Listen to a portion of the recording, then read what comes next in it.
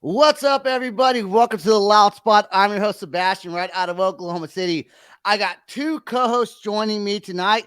We got the Southern Flame. I always forget which way to point. This way, Don McIntyre. And then we have Canada Rob joining us from Canada. We are hanging out with the band Dead Echoes. We got Matt and we got Brian. You guys ready? What's up, guys? Yeah, let's do it. That means that they're ready. Here we go. Let's go. Play. Oh no! Oh boy! Ah, here it comes! The motherfucking Loud Spot! All right, before we get this interview started with Dead Echoes, I do want to remind everyone to please go to our YouTube and subscribe. And if you dislike audio podcasts, we're on every platform. Please follow us on whichever your favorite podcast is. And also, I do want to remind everybody, every Wednesday night at 8 o'clock Central Standard Time, Dawn does have her own show on this platform, The Loud Spot with Dawn, and it's fantastic. I will be joining her every now and again, but for the most part, it is her own show, and then ours airs every Monday at 8 o'clock Central Standard Time, and I think we're going to get a Friday show eventually, so there you go. That is the intro. All right, Dead Echoes. You know what? I think it was Matt who reached out to me first and was talking about coming on the podcast. And I said, hey, you guys got, any music videos? And you guys actually have some lyric videos out now. Is that right, Matt? Yep, we got a couple. You got 2 lyric videos. Brian, can you elaborate on that for Matt, please? Brian, I heard you guys have some lyric videos out on YouTube. Yeah, Matt knows more about the lyric videos and stuff going on out there than I do. I'm the production guy. I make the things sound fun, I know there's some floating around out there. There's 3 of them so far. Okay. Yeah, 3. So the first one that came out was for Run Around. Okay. And then we did no, I think there's only 2. I know. No, there's I 3. know there's... No, don't worry. There's 3. Yes. Okay. We did one for Unlove, and then we did one for Twin Flames. That was the one. Unlove, yeah. Yes, that's. But there's a 4th one coming out soon. So when you make it, are you doing the lyric videos yourself, or are you guys setting it off for someone else to do for you guys? That one. Setting it up for someone else to do. Send it off, yeah.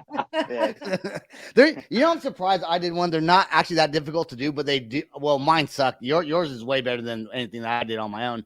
But it's very time consuming to do it. Yeah. And you guys have only been around since 2020, so not a whole. No, I'm sure you guys have been playing music for a longer time together. Is this the first band you two have been in, or have you guys played in other projects? No, this is our first time working together ever. I didn't even know this guy until what was it? 2020 March, something like that in 2020. Oh, it's like 2020, like October. Was it September, right, yeah, October? Yeah. Yeah, we didn't even know each other before then. So I mean, you could have known me. How'd you guys meet? I don't even know. Facebook. Yeah, Facebook. Yeah, bringing the world together. COVID social media scored a connection. Oh wait, hey? Wait, hold on. That was one word. The Facebook. The Facebook. There you go. Yeah. Was Dead Echoes? Was that already a band that one of you guys were in before another one joined, or was it like a collaboration? To kind of clarify, we've both done other musical projects before this. I think I think that might have been what you were asking. Yeah. Yeah. So he's done stuff. I've done stuff. Yeah. We've both been playing for a really long time. I think I'm coming up on like 25 years. Yeah. So it's been a while. So about in that same ballpark, I think, right in that like 25, 26 year mark, man. Yeah. How'd you guys get done? Go ahead, Dawn. So what have you done outside of your collaboration? Oh, I guess for me, I've been playing. I started playing drums when I was 6. I got a drum kit and I started kind of messing with it. I was in a Nirvana cover band by the time I was 11 years old. and nice. That kind of started everything for me. And from there, I just kind of started playing music with my brothers and a close friend of mine, and we just started band after band trying to make stuff work, and that's kind of the way it's been going ever since. Just kind of hopping around, being involved in music. So I'm gonna tell you something that I think is kind of cool, and it's about that you said Nirvana, and so your song Twin Flames. We're gonna play that song here in a little bit, okay? What you just said, Nirvana. What I found fascinating about that is when I was playing the song, my headphones weren't working, so I was trying to figure out what's going on with my headphones. I wound up plugging it in. It's halfway through, like kind of like the intro part of it, and there was a little piece of the song, and it does not sound like this, but I don't know where this came from. I shit you not. I said, man, that has a little bit of a Nirvana feel to it. Just a little bit of that song. And and you sing for the band, and the vocals weren't even playing yet. So it's just like the guitar and the drums. And not that I think there's any Nirvana influence, because you guys are more of like alternative hard rock, where Nirvana was more grunge. And so, but I just thought it was kind of weird that you had mentioned that. And what is that behind you, Brian? Is that is that like a mixing board? Yeah, it's a big ass Yamaha PM 3500 studio console. So do you guys record your own music? Oh yeah. No shit. Is that why you're in the band? Yeah, well, Matt records. Matt kind of writes at least this first album. Matt kind of wrote everything and put the story together, and then we kind of met each other while he was kind of searching for somebody to put some production together for the music and kind of do the engineering side of things.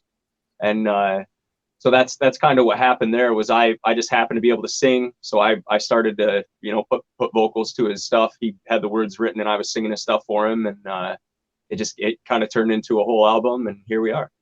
I could just see Matt going, let me see what kind of equipment you got over there. Comes over, yeah, man, you're in the band. Yeah. So Matt, what got you started? So started with this, or started with music? Yeah, in general.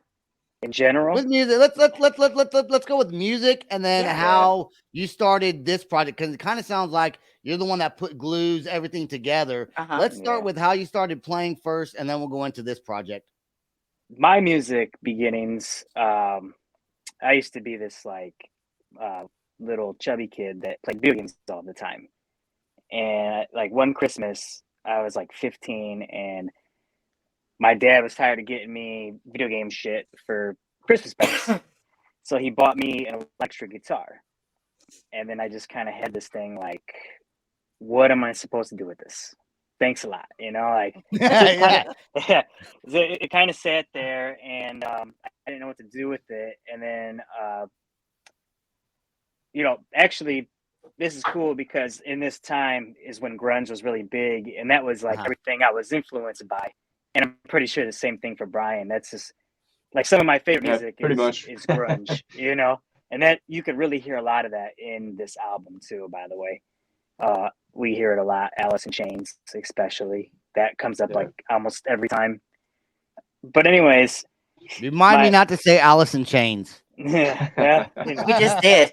Well, I know, but anyway, it's kind of an honor, though. It's kind of cool to be told that you sound like some of the groups that have inspired you, that you look up to. So that's cool. Yeah, that is cool. Did you quit writing to Santa after you got the guitar? You're like, you piece of shit, I am done with you. You got me a guitar. I have no idea what the fuck this is. I'm out. I called that out when I found out that Santa had the same handwriting as my parents. So yeah. Well, if it makes you feel any better, I'm still the chubby kid. I play on podcasts. Yeah, my sister had a boyfriend come over who actually, it's funny, he looks almost exactly like Brian, and he showed me how to. You got a chance, Brian. You got a chance. All right. He showed me how to play "Sweet Dreams" by Marilyn Manson, and taught me how to read guitar tabs. So it was the first thing I learned how to play.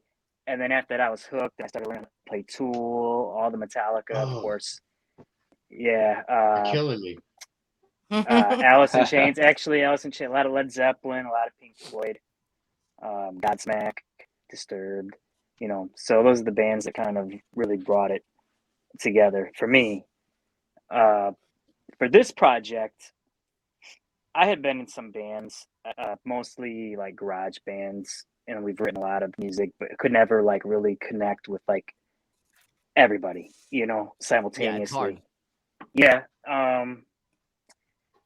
And so I've also been married twice, and so this album is kind of funny because it's an album about my recent divorce, and I actually started writing it near the end of the relationship. And so every song on that was written in real time as this whole thing was like developing. So, I mean, there's songs in there that are just kind of like, not wanting to be around the person. And then there's songs about like things that actually did go through, like the whole like the dark thoughts and, that kind of stuff. And it really does kind of hit on every point that kind of comes to the whole toxicity of like relationships that go bad, and the struggle that some people have with actually escaping those relationships. I'm sure everybody knows somebody who's in one of those that man, they need to just break up, but they don't do it. They don't listen to me. They don't listen to me. I tell them they don't listen. Yeah, and so when it finally ended, I was just thinking like, man, I got this album pretty much all laid out and half the songs written, but I'm not a singer. My voice isn't made for it. So what do I do? And so I just like, I got to fill my time. So I just started hitting up Facebook groups for like musicians. And then like one of the first people that I found was Brian.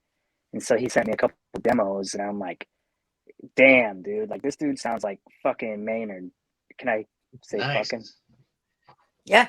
Yeah. Okay. I'll take that compliment. Yeah. No, it's not like one of my favorite groups also was A Perfect Circle, and like the song he sent was like literally, I thought he sent me one of their songs that I'd never heard before. And I was like, dude, yes, wow. Like he knows.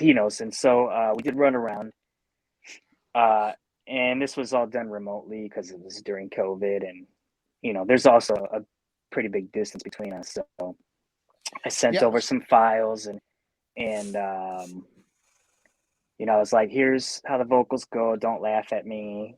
I'm going to try to like show you. And he came back 10 times better. It sounded phenomenal. Hold. Let's go. Let's talk about that for a second. Let's talk about you sending him the vocals, right? So, cause you can't sing. It's like me, dude. I can't sing. And when I'm like, cause if I want vocals done a certain way, I'm like, here. But like, I want to like record it enough times to where I feel like it doesn't sound like complete dog shit. But if someone can sing, they can get the cadence of what you're saying with the music, and then obviously make it sound a lot better because they got the vocal range to do that.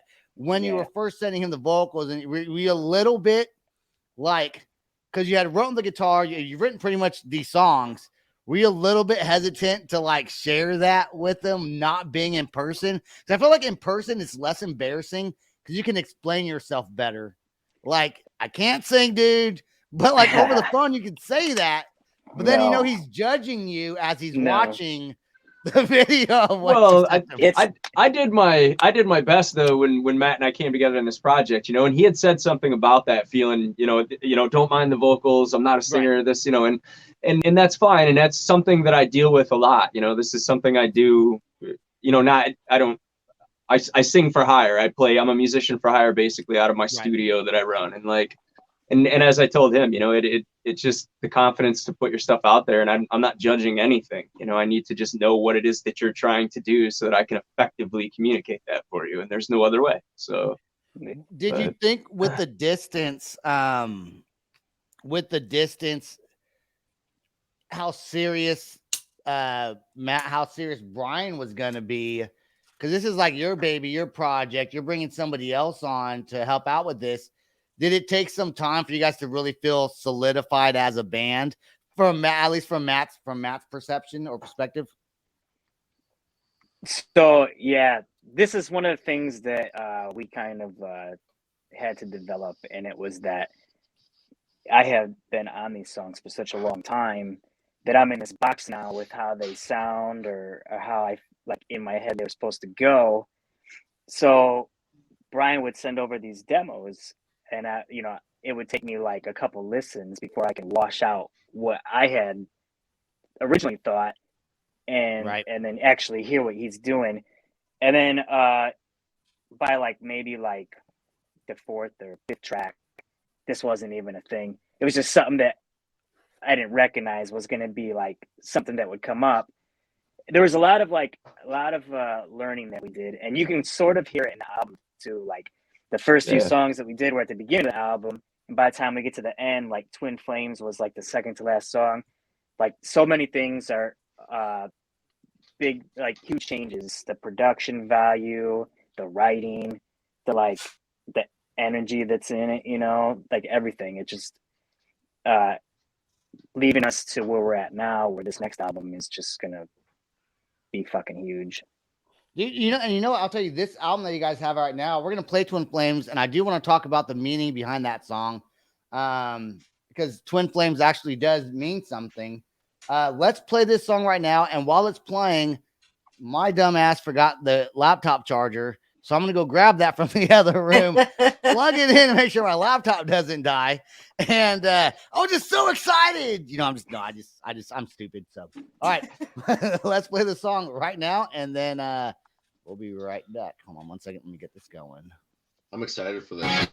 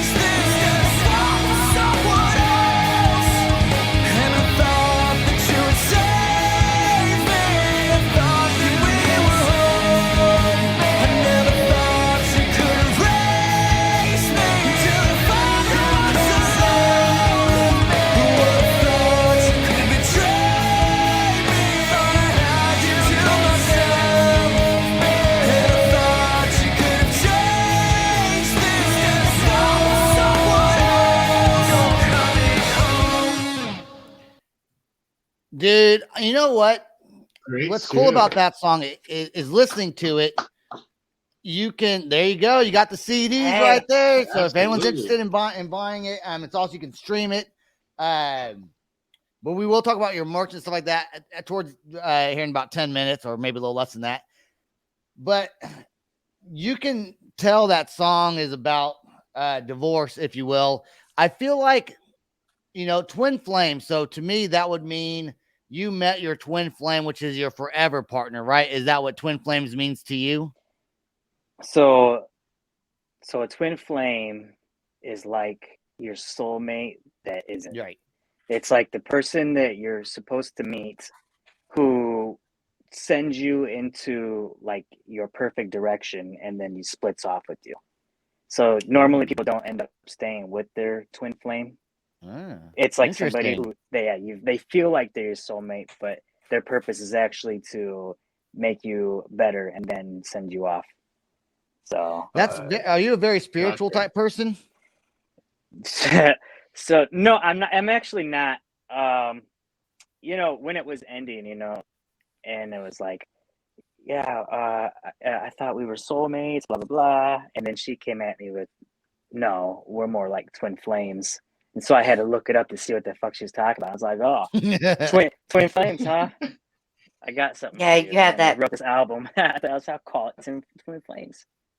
Yeah, twin flames usually has that push and pull dynamic. They're usually like a karmic lesson to Did you come up with the name? Did you come up with the name Dead Echoes after or going or through the divorce or after the divorce or what? That like the actual process of the divorce happened after this album was already started and all this was getting started. It just, you could feel it, so there just needed to be like a healthy way to like get it out. And with COVID being locked inside, I think COVID like killed a lot of relationships, to be honest. Yeah, it did, because people realized they didn't like each other. They had to be stuck at home, like, damn. Yeah, it's like. But then again, look, it brings people together, like it did you and Brian.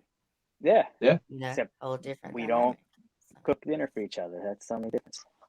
Yeah. Well, he could Postmates you something. Right. I think Brian's a dick for not doing that already. Guys going through some shit, man. Postmates and some food. No, I'm just... It's over. Like that's old news. Come on, man. At least it's old news now. So on the newer stuff that's coming out, Matt, are you still going to be the main songwriter, or is Brian gonna have, or Brian, is that his role? And have you guys settled into your roles where he writes it and you just sing what he produces? Well, we've been talking a little bit about me, contributing some songs on this upcoming album and maybe putting some stuff out there kind of towards the creation of it. Cool. I think it was just, the way it was last time, because it was his story and it was his, he had this ready to go. But no, I definitely think there's evolution happening in one way or another. And I think that it's getting better and better. So. Yeah. It was hard at first because when you get to a certain level of like playing and writing, and then you bring in other people, you kind of get nervous about like, well, are they going to be at the right level, or is somebody going to add the value that you needed to have? But Brian is very like skilled and like excellent. Like I've heard like some of his songs, and I'm like, damn, dude. Like, that's awesome. I keep telling him, send me thank you. some shit, but so. Especially helpful that we have the same influences and like all the same stuff. So when I tell him like, hey, this song, this intro, that effect, I'm talking about, he's already like on it. He knows exactly what I'm talking about. And it's like, I've never worked with anybody like that. So we've actually been able to just kind of like sail through this pretty smoothly. Are you at that point where you're like, hey, remember, where it goes like doom, doom, doom, doom? He's like, oh yeah, I know that part. You're like, yeah, we'll do this. And then in this moment goes, do this. He's like, oh yeah, I know what that is. Like if you have that kind of synergy, that is pretty cool. And I do want to say also, I have no idea where I heard Nirvana at all when I played that for that little split second when I was plugging in my headphones. I did not hear it at all this time, but somewhere in there, I swear to God, it reminded me of Nirvana when I first first That's played it. Sometimes for it's some just the reason. sound of a guitar or something, you know what I mean? Or the sound of a snare drum that just Something kind took of me back to Smells Like Teen Spirit. I don't know. That and he totally ignores his intuition. Is there any? Do you guys have any? Is there a drummer in the band, or is that all electronically produced, or is it just like the two of you, or what? We're slowly bringing people on. We have a drummer now, but we haven't done anything with him yet. So yeah, we did them all ourselves. Does it matter where the drummer lives? Because like being a singer and playing guitar, you can live. Someone could live in South Africa and someone could live in China, or here, and you could create songs through emails and MP3s and WAV files and stuff like that. But when it comes to a drummer, I think it's maybe a little bit harder. I guess you could just send him the song and then you just play it and record it. But he lives by me, so it's not a problem. Okay. So yeah. Now how far now? Matt, you're the one in Ohio, right? Yeah, I'm in Toledo. You're in Toledo, Ohio, and then Brian's in somewhere in Michigan. Yeah, Homer, Michigan. It's like right on the Michigan, Ohio, Indiana border. So how far are you guys away from each other? 2 hours, hour and 45. This is like hour. Well, that's not bad. That's not Yeah, bad. that's not bad. That's not bad at all. Yeah. We could cook you dinner. Yeah. Have you guys met in person yet? Or is it all just through email and yeah, you have. Yep. Right on, guys. So when's the next single gonna drop? And what could the audience look forward to? People that listen to this podcast, that follow your band, that are gonna watch this, what could they look forward to from Dead Echoes in the near future? Is touring or playing shows? Is that somewhere in the works, you think, maybe, or new songs? What's going on there? Well, we are kind of playing with the idea of getting something together to maybe do a couple shows here or there. It wasn't exactly like something that we had planned out when we first started doing this. And honestly, like at that point, nobody was playing anything, so we weren't even focused on that. We just wanted to kind of like get these songs put together. Yeah, some content up there. Yep. As far as new material, there's a lot of songs in the works right now, like really good ones compared to this album. But I mean, it's a good album. It's just, for me, the emotional stuff, I'm like past it, Yeah, you're like, I'm over it. Whatever, move on. Everyone else is like just getting into it, and I'm like that. But there's a lot of that, a lot of what Brian is gonna bring, and then I was in a band with this drummer before too, and he actually has some writing talent as well. So good. That'll be interesting and fun to see how it all comes together. But it's definitely going to be, the energy on it's going to be a lot different for sure. Yeah, like awesome, man. Being like real depressing and sad or whatever. It's hard to write music though when you're not depressed. You know what I'm saying? Like when you go through write the best stuff. Yeah, I know. Then you're all happy and you're like, I can't write anymore. Go ahead. Well, the thing about that is that it's relatable, so people are going to be drawn to it. The more they hear it, the more it's out there. People go through that and it's sad, but every day. So what was it that it was like Dave Matthews said, like, our favorite stories come from other people's tragedies. Like it's a sad but wonderful thing. Yeah, it's true. Yeah. I mean, there was like moments in this where like the songs would come together in the moment. I mean, like something bad would happen and I would just start pacing around and like, how do I get this out? Like, what would I say if it's a song? And it just, something would start coming out, and next thing you know, I throw myself in a little studio and start ripping something out.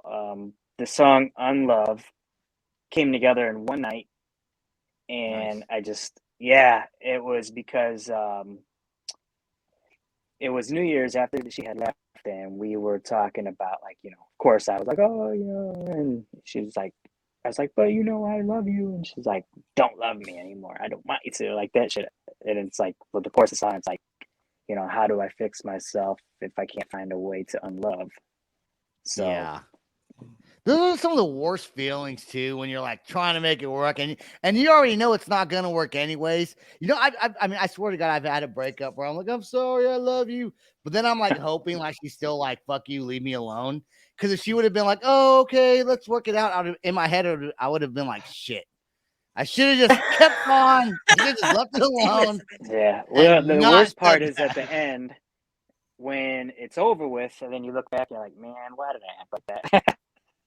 I know. I know.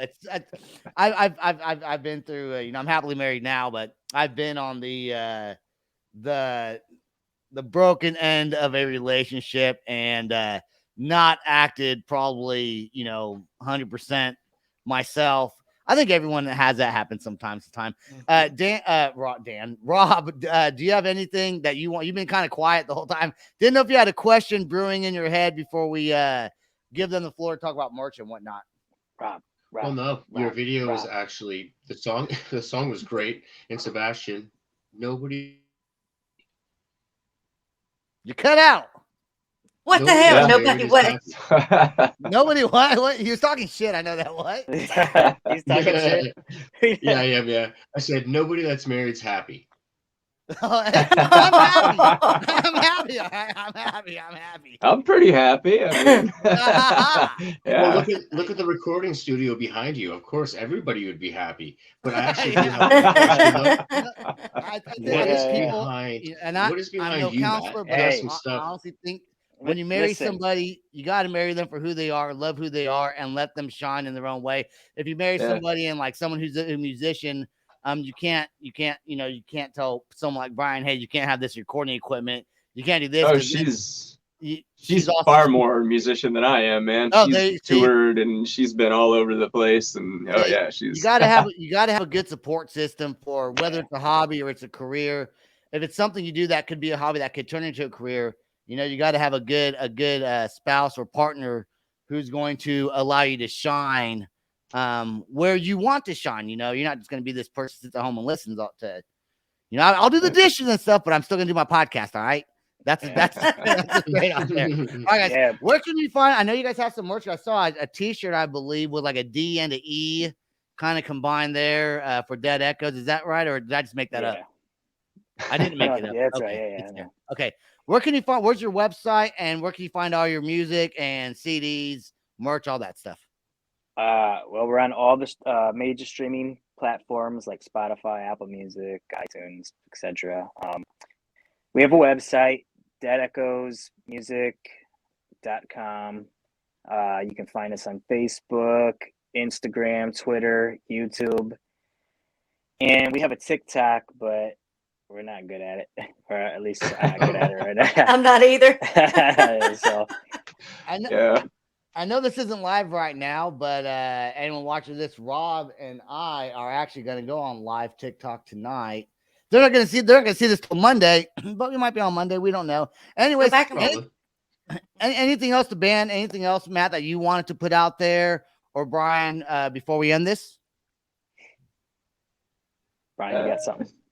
I'm a man of few words. I try to be. I don't know. Just keep listening to music, everyone. Just keep listening to all these smaller local bands, these bands that nobody's ever heard of, and these bands that are really pouring themselves into music and giving it to the world. I love what you guys are doing here, this podcast and talking to musicians and playing the music, and it's awesome. It's a rising tide raises all ships. So if we're all in this together and we all support each other, music is still very much alive, kicking ass. So amen to that. All right, I do want to thank. This is Brian is like the twin flame for me, like the opposite. Because he just did this friend soulmate.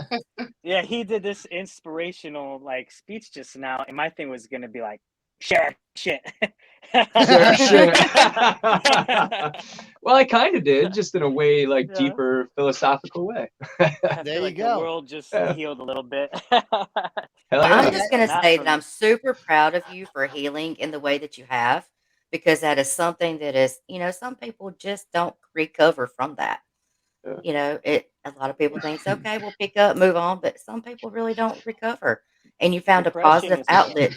A positive outlet to put all of that pain into, and it's coming out into something beautiful. So keep going, doing what you're doing. It's fantastic. Some people become hoarders and some become stalkers. Like that's true. But it's just one or the other. You can't be a hoarder stalker. Most people I think don't stalk because they don't want people to know that they're hoarding. I don't know. Hey, they're at the after song. Don't leave just yet. I do want to thank everyone that listens to the Loud Spot. Once again, check us out on YouTube, Apple, Spotify, iHeartRadio, Deezer, wherever you find your podcast. Check us out. Give us a subscribe, please, or a follow. We're on Facebook. We're on TikTok. All the social medias. Dawn, the Southern Flame McIntyre, has her own show Wednesday nights on the Loud Spots platform. She does some amazing interviews right there. That way. There you go. There you go. And the kid Rob's always here just for the shits and giggles of coming on. Everything again. Thank you guys. Matt, Brian, like I said, stay right there. That's all we got. Peace out. Rock on. Much love. There we go. This is the Loud Spot outro by nothing short of tragic.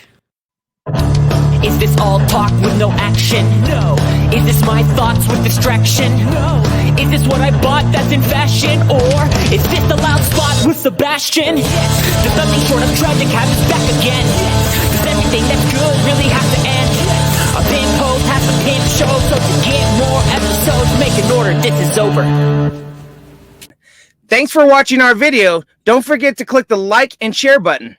Don't forget to go to our YouTube and subscribe. If you want to listen to our audio and pick up some cool merch, go to www.theloudspot.net. Peace out, rock on, much love.